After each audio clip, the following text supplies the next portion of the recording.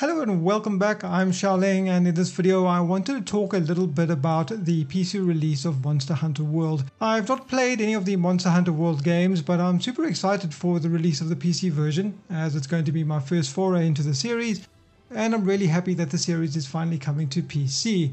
So with the recent release of the Monster Hunter World PC trailer, we got a look at the system requirements for the game. I think a big concern many folks have regarding the PC version is whether or not it's going to be a good port. There have been many Japanese releases that came over to PC in a very poorly optimized state, so it's no surprise that folks are a little bit worried. But at the same time, some of the more recent PC ports from Capcom, like Resident Evil 7 for example, have been really good, as well as something like Dragon's Dogma, which as far as I know was a pretty decent port, and also uses an older version of the engine that is used in Monster Hunter World. Now of course that's not to say that just because it uses the same engine it's going to be optimized. We've seen plenty of games using the Unreal 4 engine that have been very badly optimized, alongside some games that have been superbly optimized. Anyways, after having browsed through various forums, I see there's still a lot of confusion about the game's frame rate. A lot of folks are still wondering if the game will be capped at 30 FPS or whether or not it can run at 60.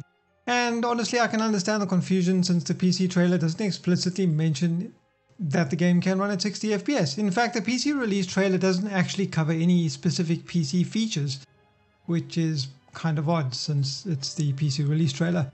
We've basically got a trailer of a game we've already seen a trailer for.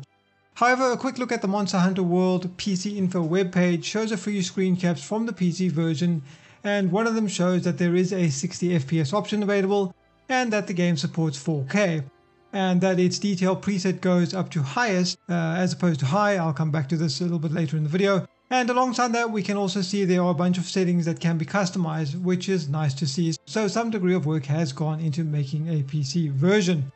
The console versions weren't capped at 30 FPS, for those of you who didn't know that, so of course there's no reason we should expect that the PC version would be frame capped either. However, we don't know whether or not the PC version is going to have an unlocked frames option for those of you who use G-Sync, FreeSync, or have top-end hardware that can run the game at higher than 60 FPS. Now, I use G-Sync, but I am fine with 60 FPS if it can maintain 60 FPS. We also know that the game will have keyboard and mouse support on release, which is a good thing. There'll be shortcuts for quick and easy access according to the website, and it states that players will be able to fully customize their radial menus.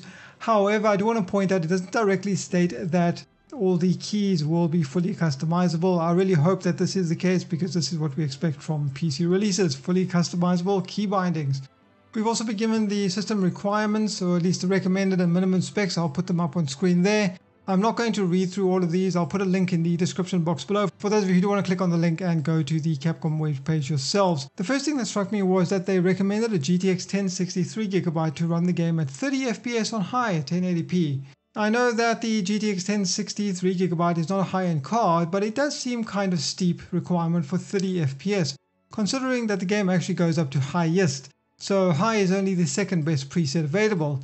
When comparing the GTX 1060 3GB to the 6GB version, we can see that the 6GB version is indeed faster. These images are courtesy of Guru 3D, but they're not massively faster, so maybe a GTX 1060 6GB would maybe get 40-45 frames a second, if these charts are anything to go by. And when comparing the performance to that of a GTX 1080, we can see in many cases that the 1080 is perhaps twice the speed of a 1060, but in some cases it's not. So the concern that I have is whether or not the GTX 1080 will be able to maintain a solid 60 FPS on high in Monster Hunter World, or if it's going to be able to manage 60 FPS at even a very high. I do hope that the extra time that Capcom has taken to tailor-make the Monster Hunter World for PC has been put to good use. And according to Digital Foundry, neither the PS4 Pro nor the Xbox One X could maintain 60 even when set to performance mode on the console. I'll put a link in the description box below to that video for those of you who are interested in watching it. It's not going to be an indication of how the PC is going to perform, but it is an interesting watch nonetheless. One thing that can ruin a good gaming experience, in my opinion, is a poorly optimized port of a good game. Apparently the review codes will be sent out closer to the 9th of August if we're lucky, and on the 9th of August, which is the release day, if we're not. So until then we can only speculate on how good of a port this is going to be. Once I'm able to test it, I'll make a video about my impressions of the port and how it turns out when I'm playing it through for my review. and whether the requirements have been exaggerated or if the game is as demanding as the requirements suggest. What do you guys think about the listed system requirements for the game, and will you be picking up Monster Hunter on PC? Let me know in the comments section below. And if you have any other questions or comments, you can let me know as well. Anyways, I think that about wraps up the video. Thanks for watching. I've been Xiaoling. Until next time.